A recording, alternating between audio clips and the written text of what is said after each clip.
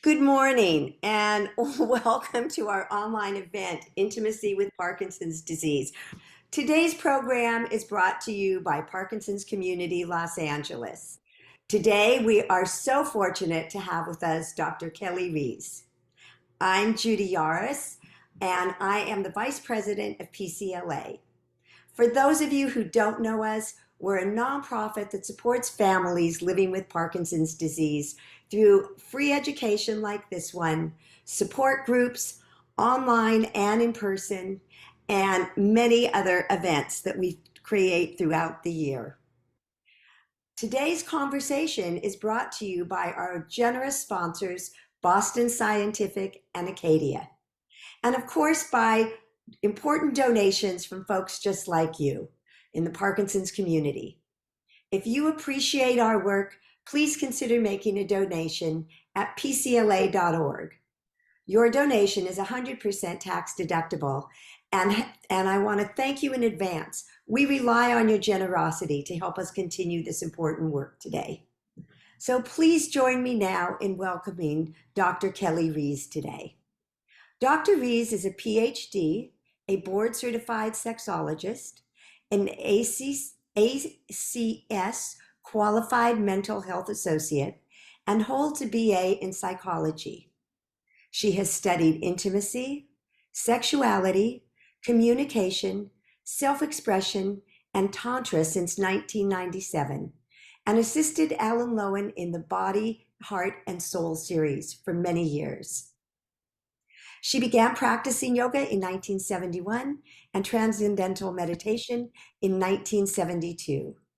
In addition to her private practice, she offers workshops and classes on intimacy, sexuality, communication, boundaries, vulnerability, and presence.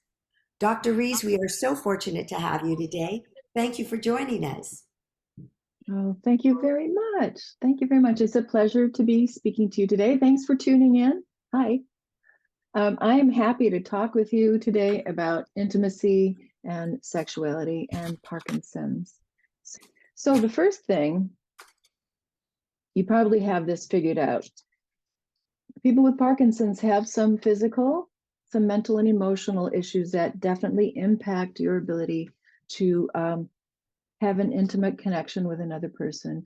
You know, the physical issues that you have, it bears mentioning, like all the different stressors that you have, mental and emotional too. Depression, anxiety, apathy, all the things. Your image of yourself as a physical person, as a sexual person, has likely changed. Just as a factor of aging, those things change. So, and that can lead to reduced communication and increased tension in your relationship, changes in your sexual functioning. And you may even be sleeping in separate beds, which would mean less opportunity for intimacy and touch. You may be having less or no intimate touch at all. You may have trouble getting aroused.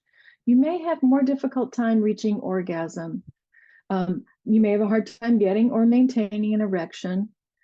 You might need to have changes in your sexual activities. What used to work for you in the past might not work anymore. You might need to look at different positions just to be comfortable. Your role may have changed. If you are a really dynamic and assertive person, you may now find yourself becoming more passive, and this, of course, would impact how you express as a sexual person. You may have decreased frequency of any kind of intimate contact. You may be building resentment about it to the world at large, maybe toward your partner. Here's the deal. The main point of this whole conversation, of your whole attitude about this, is to focus on what feels good. Focus on what feels good, physically and emotionally, because intimacy is not based on an activity. It's based on connection and presence. Intimacy is not based on an activity. It's based on connection and presence. You, by this point in your life, you've probably had sexual encounters that were not intimate, that were not great. So we know that intimacy does not equal sex. So focus on what feels good. You know, you may have erection issues, you may have lubrication or arousal issues. You know, as we age, those things are actually pretty normal. And when you put Parkinson's on top of that, you have extra issues having to do with your medication and Parkinson's itself impacting these things. So if you can no longer get an erection, that doesn't mean you have to stop being sexual. If you can no longer get lubricated, it doesn't mean you stop being sexual. You don't want to. And I have met people who lose their ability to get an erection and they just retreat from intimacy altogether because they feel quite self-conscious. If you think about your sexuality and your identification with it, I've heard people in male bodies say, well, I'm a man and I have to be able to do this to be a man. Well, you know, maybe that's not entirely true. So focus on what feels good. There's a lot of people on the planet who manage to have great sexual relationships who don't rely on an erection or don't have one at all, don't even have penises. And when you're dealing with these changes in your sexual relating, in your sexual identity, it can be really difficult. You can be experiencing a lot of grief, and grief definitely gets in the way of intimacy and of good sexual feelings. So you might want to look for a sex therapist to help you walk through, oh, what has my changing role been? My changing functionality? And how do I find myself into a new relationship with my own body and welcome intimacy again? I don't want this to sound like one more thing you have to do. If you're tired, if you're exhausted, rest. Rest, rest, rest. Come back to intimacy later. No, every time we have a conversation about this, the importance of rest, especially for the care partner, you know, you can't hear it often enough because it's so important. And caring for someone is not necessarily a path to intimate connection or to sexy times. You probably know that. I'm telling you a bunch of things you already know. So if you're exhausted, find a way, take a nap, take a day, whatever, and then come back to it, because your intimate connection can be a source of filling your batteries back up, of recharging for both partners or for all partners. Find what feels good physically and emotionally. Once you're rested enough to look at this and go, hey, okay, I want to find out, like, what, okay, how have things changed for me, for us? What else can we do here? I would suggest that you take turns exploring. The care partner and the PD partner both have, you know, different ideas about what they would like. Of course you do. And remember that your body can be a playground. Explore different and new ways of touching. Maybe try incorporating toys. If you've never used one before, you might not know vibrators work on all types of bodies. If you have a vulva, you can get something that vibrates and press it against your vulva to look for that orgasm. If you used to be able to orgasm more easily and you can't now, this might really help just push you over the edge. If you have a penis, they work on penises too. Maybe you didn't know this.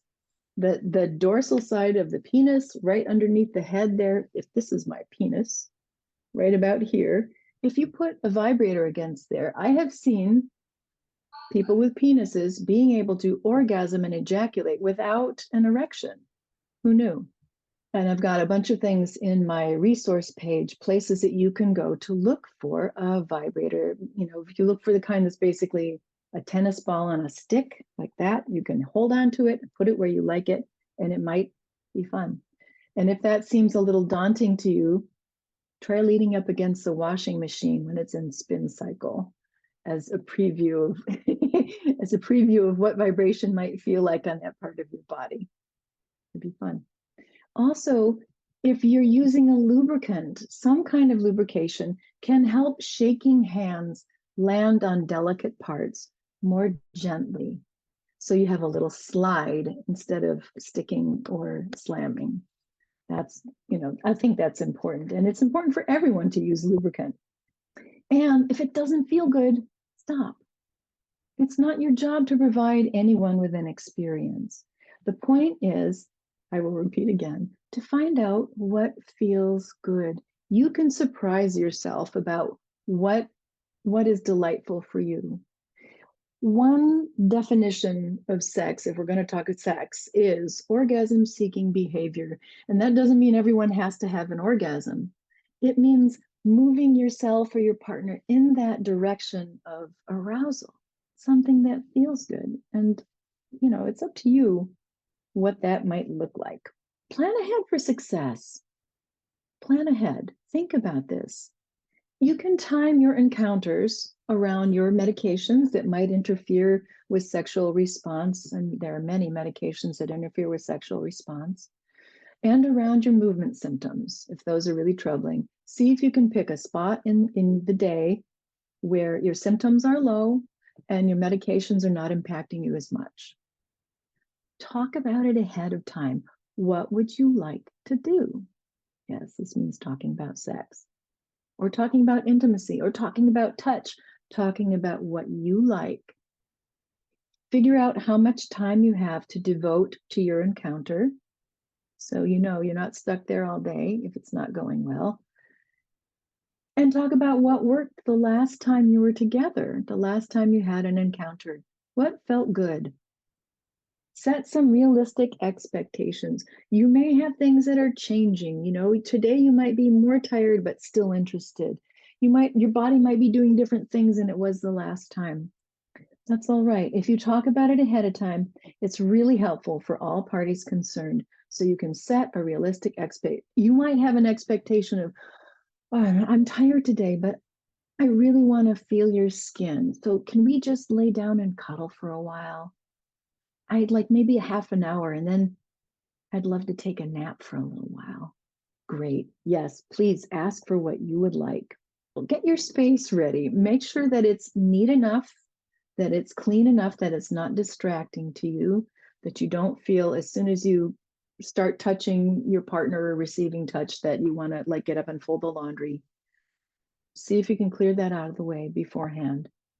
Make sure you have supports available for you. And by those, I mean firm cushions that you might need to support your body so that you can relax and enjoy yourself. And I've linked in my resource page to a company called Liberator that makes these wonderful, very firm cushions that are shaped so that they can hold your body at an angle that's comfortable to you. I just want you to know the Liberator website does kind of look like softcore porn, be warned, but their products are really good. And you might think, well, I already have pillows on my bed. Isn't that enough?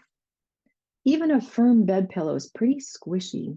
And if we're talking about supporting the weight of our body, tucking something under the hips or under the back and under the hips like this, these people have thought about this for a long time and they know what they're doing. They make cushions that are very firm in a bunch of different shapes that have removable, washable covers just in case they get messy, because they might, and they're lovely. They also have what the last point on here, a waterproof throw for your bed. They make these throws that are intentional for this kind of play. And so if you have a problem with incontinence, or if you want to use a lot of lube or a lot of massage oil, you can put this down over your bed. It absorbs everything. It's not permeable.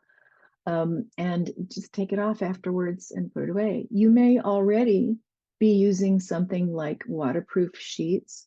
This is another thing so that you don't have to change your whole bed out after you're playing.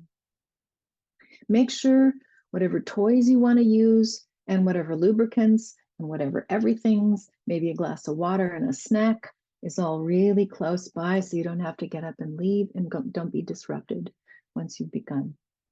Next important topic, prepare your body for confidence and ease. It's always smart to use a bathroom right before you head into some kind of an intimate connection session. Attend to your hygiene. Take a shower, brush your teeth. Thank you very much. It's nice for you. It's nice for your partner. You might want to drink less water before and maybe use some incontinence underwear. If you haven't taken a look at this, there's some really cute ones, and I have them linked in my resource page too. It's not just Depends. They even have like a thong style if you want to get racy with your incontinence underwear. I love that. So maybe wear something that helps you feel more safe and secure so that you're not so self-conscious. And then practice moving your bodies together. Practice moving separately. You might lie down on the bed, and if you're the PD partner, you might want to like practice what does it take for me to roll over? How do I scoop myself over to the middle of the bed? How do I get up? How can I move myself around? There is a wonderful class through the company called Anyone Can Move. I met this lovely woman, Judith Sachs, maybe watching right now, who teaches PD couples how to dance. She has got classes in dance, partner dancing, in balance, general fitness like that. So you're not afraid of actually grappling with each other, moving your partner. You can test the bounds of what's okay. You want to make sure you're not hurting your partner or being hurt. So it's lovely to do that ahead of time before anybody's thinking about taking their clothes off, that you practice moving your bodies and think about what you're going to be doing. Like, I know I'm comfortable in this particular position. Okay, how do I get there? And how do I get out of it? I need your help sitting up or rolling over. So practice. Where can you grab me safely and roll me over? What feels good? Next big one. Dun, dun, dun. Communication skills. Everyone I speak to knows communication is vital for relationship maintenance, for healthy relationship, for communicating about sex and sexuality and intimacy. So why are we terrible at it? Because we don't want to talk about things that are difficult. We need to practice doing that. Really good communication skills are based on being able to give and receive information that may be difficult. So to do that, a quickie outline is using I statements. I feel like this today. This is what I would like to do. I don't particularly like that. Rather than trying to read someone's mind, expecting them to read your mind, or speaking in general terms. So if I were going to say, I feel a little tired this afternoon, but I still want to try kissing for a little while, and then I'd like to take your clothes off.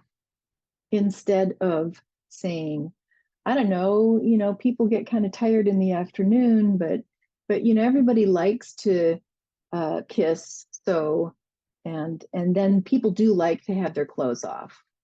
See, the difference is I'm talking about myself in the first case using I statements versus making general statements that I'm hoping my partner will infer things about me with. It's very important to talk about your own experience. It's important to learn active listening. Learning to listen sounds really simple, not really simple. So when your partner speaks, you want them to, hopefully they're going to use I statements. And then I would like you to listen to them deeply, which means totally paying attention to them, not thinking about what's next or how you're going to respond or rebut or retort, to learn to listen to them. And active listening means you listen and then you repeat back to them what you heard them say. If my partner says to me, I'd like to have lunch first, and then I'd like to maybe have some cuddle time with you, and then I want to make sure I have enough time to read a book later in the afternoon. Then I would repeat back to them, oh, I heard you say you want to have lunch, and then you want to have cuddle time with me, and then you want to have enough time to read your book in the afternoon. Is that right? Did I get that right? So that my partner can then go back and say, oh yeah, yes, that's what I said. But also I would like to make sure we watch a movie or something like that. So what you're doing is making sure both of you are on the same page about what has been communicated. It's really important when we're talking about sexuality and about touch and intimacy, because for most people, it's a charged topic, and we often don't say the important thing. I don't like it when you touch me like this. I would prefer you do that. It's really easy to jump to, oh, you're criticizing me. I don't do this right. You don't like me. You don't love me. So active listening helps us to stay present with what our partner's actually telling us. Super important. The next part of that is to learn to express your feelings. Learn to express your feelings. The next slide is my favorite tool for doing that. I'll pop down there for a second. The feelings wheel. I love this thing. This is the best tool. I use this with almost every client I work with, every couple I work with. There's a link to this graphic in my resources page too. So you see in the center of the wheel are big, strong feelings: happy, sad, surprised, bad, fearful, angry, disgusted. And then as you move out away from the center, those get more refined. So happy could be playful, content, interested, proud. And then if you move further out, they get more refined.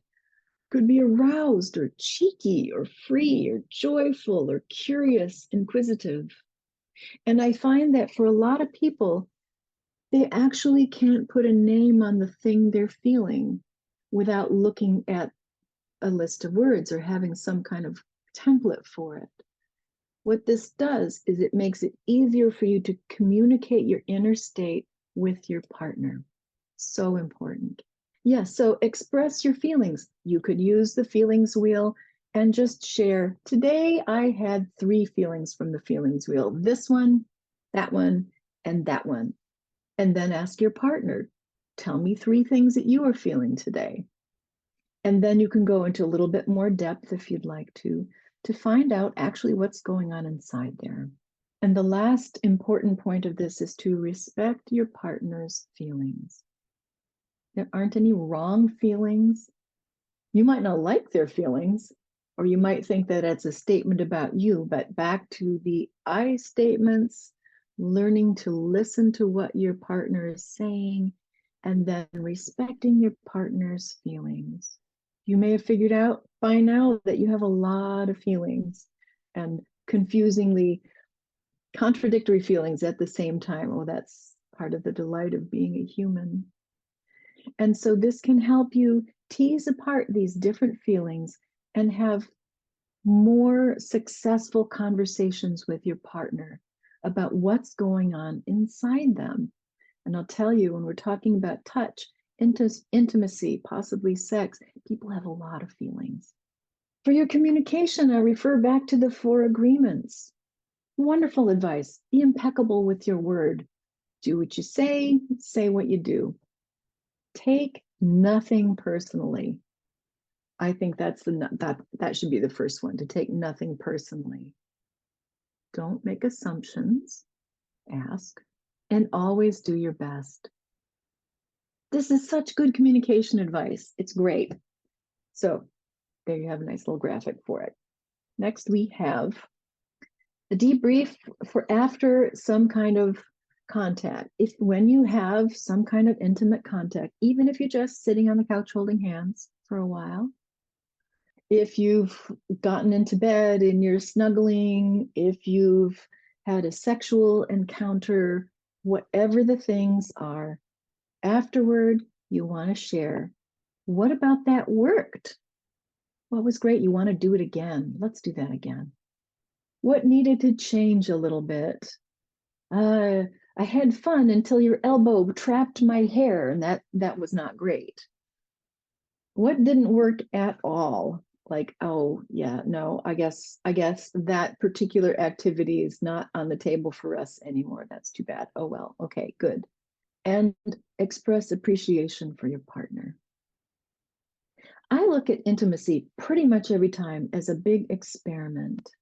It takes courage to show up and to be honest and vulnerable about these things, because sometimes it doesn't go like it did in your head. And if you're committed to showing up and trying and finding out and working with your changing body, all of us, all of our bodies are changing. Oh my God. All of our bodies are changing all the time. And so this is a constant, right? You want to be able to show up for your partner, for yourself, and get as much as you can out of your life and your intimate relationships. So express appreciation for your partner. It's a big deal. And my last slide is my resource page. So in here we have the feelings wheel, first off, different places to look for lubrication.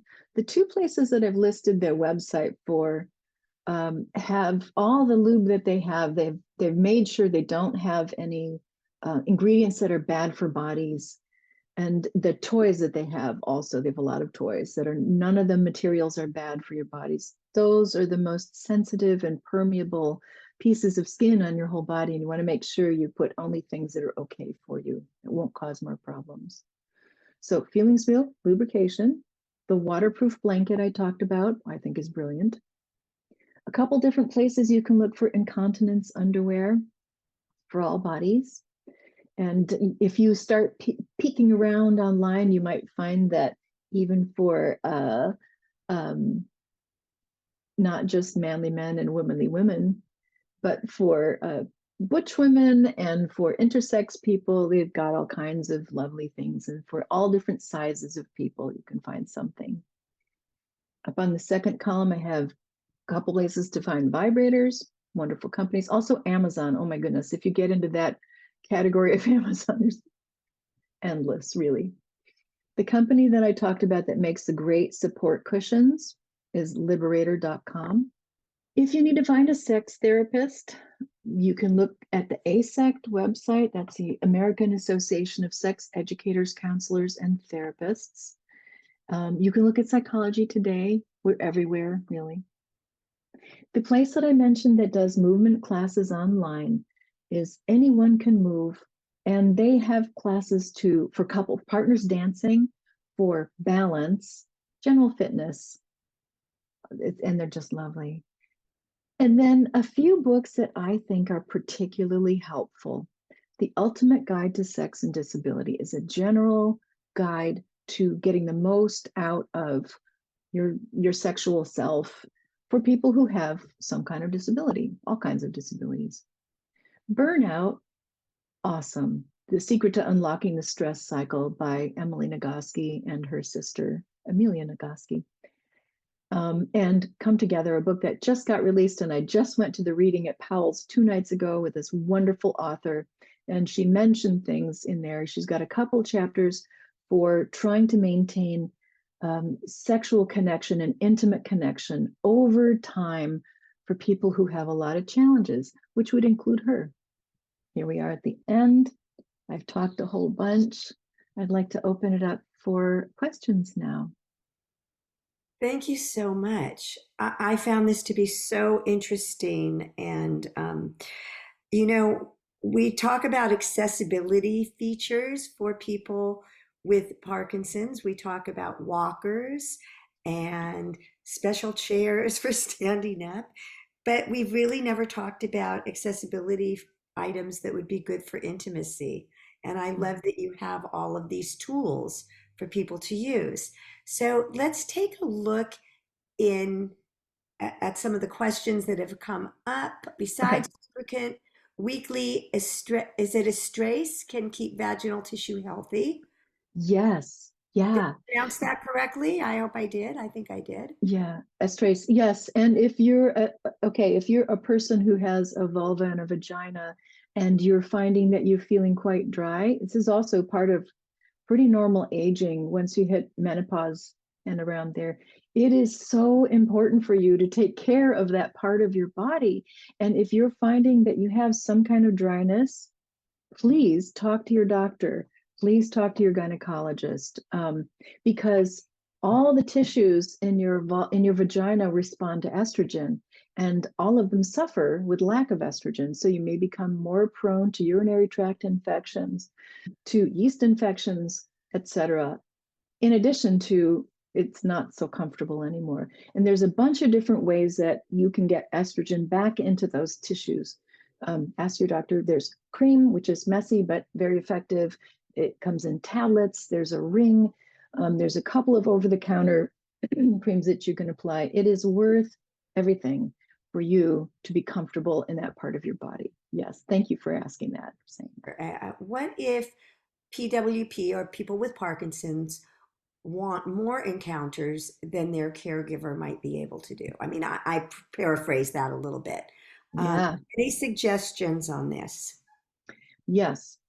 Thank you for asking that. It's a good question. Yeah, so this is a conversation that you probably want to have with your partners. And as I mentioned in the beginning, one of my areas of work is alternative relationship styles. It's not for everyone to have an alternative relationship, but for some people, they find that their main relationship ends up just not being sexual, or is, for whatever reason, it's not a lot happening there, and one partner has a lot more desire for that than the other partner does.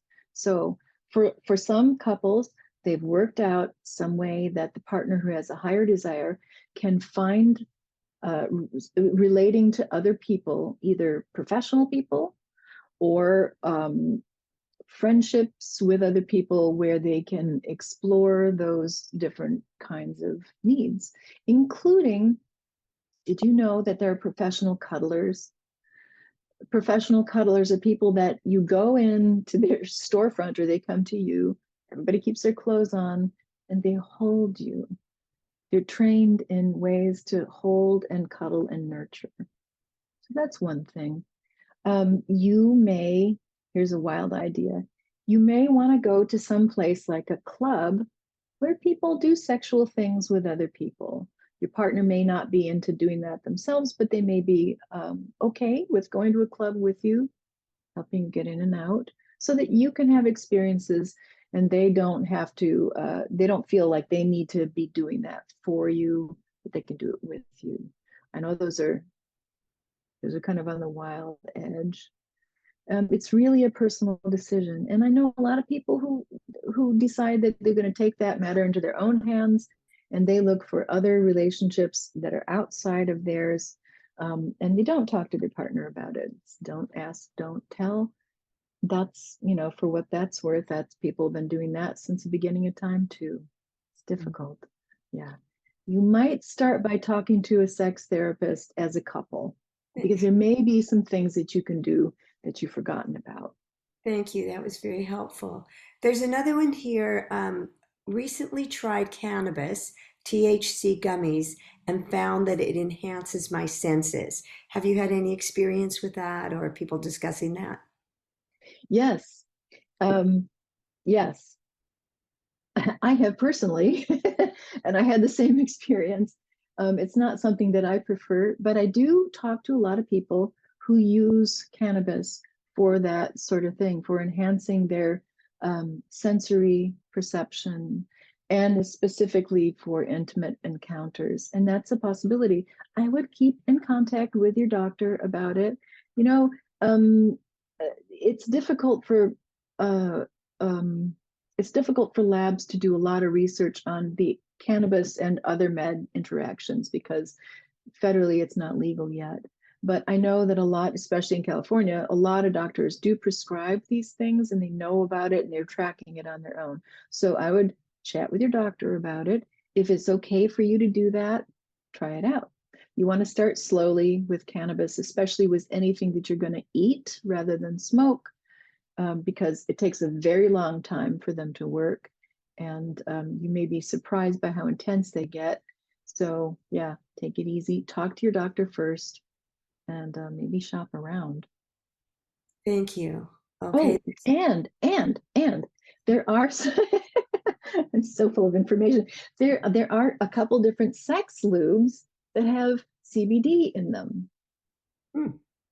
and they work, because you're putting them on that really thin, delicate, sensitive tissue, and they do have the effect of enlivening that tissue, which makes touch more interesting.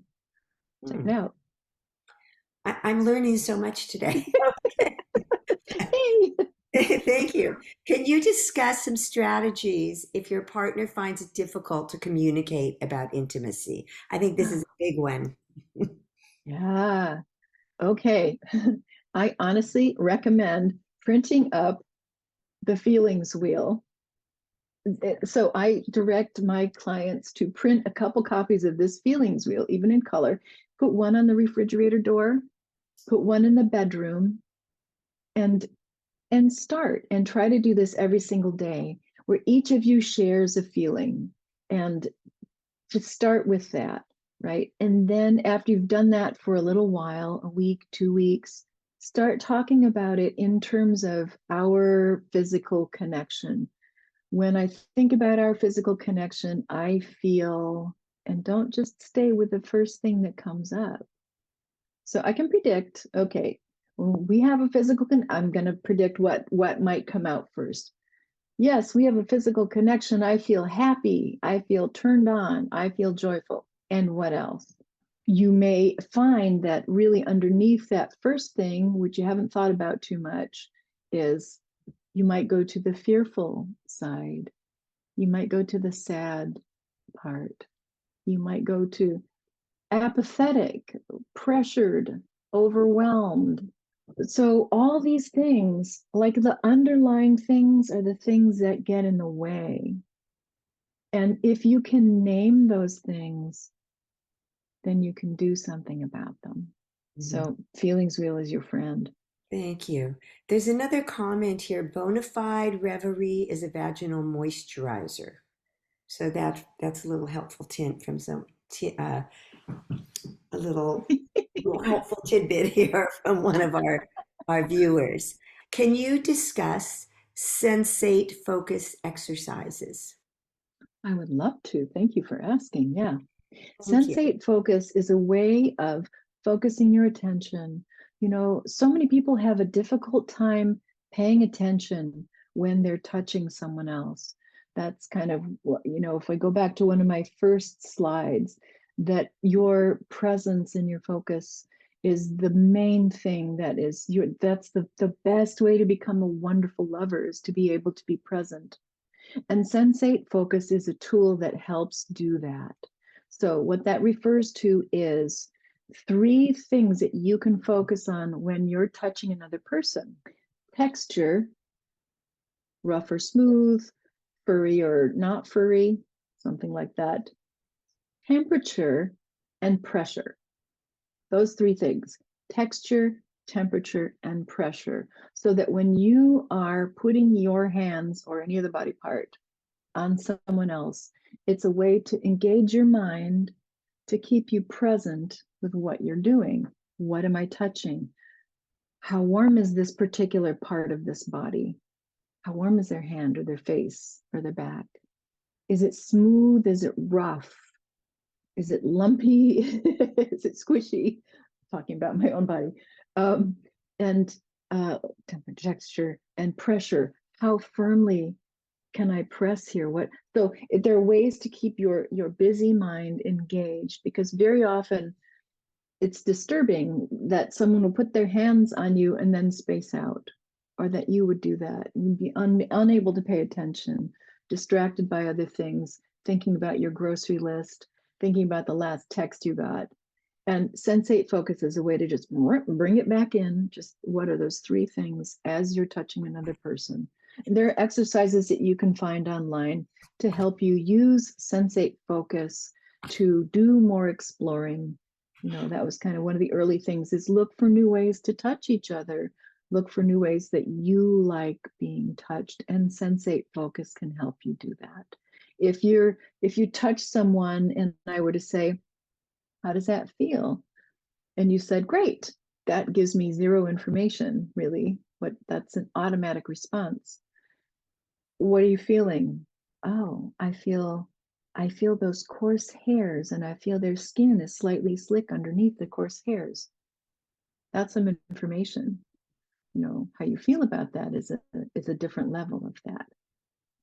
So that's what Sensate Focus is about and what it's for. I can't thank you enough. I found this so informative and so interesting, and it is such a delicate topic, and I think it's something that's important, and hopefully our viewers will be able to take some of your tools and suggestions and put them into their personal lives.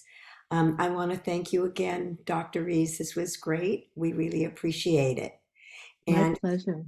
And just a quick note, our today's event was brought to you and made possible by our sponsors, Boston Scientific and Acadia. And we have some wonderful events coming up, which I can tell you about. By donating to PCLA, you can join our mission to improve the lives of families in our community living with Parkinson's. You can find our contact information on the bottom of this screen. PCLA is a nonprofit, and all donations are tax deductible.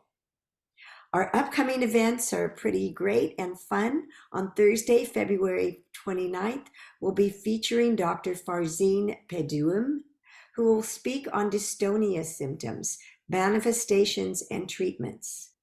And then on Thursday, March 21st, we are thrilled to have Dr. Ray Dorsey speak on the environmental factors associated with PD. One last thing, the PCLA will be participating in the LA Marathon Big 5 charity event. We hope that you will join us. It is a wonderful run-walk event on March 16th. Please go to our website. There are so many ways you can participate without even leaving your home. So there's a lot of ways you can do this. We hope that you will have enjoyed this program today. Thank you, everyone. And thank you, Dr. Rees, again for being here and sharing this vital information for our community. It's my pleasure.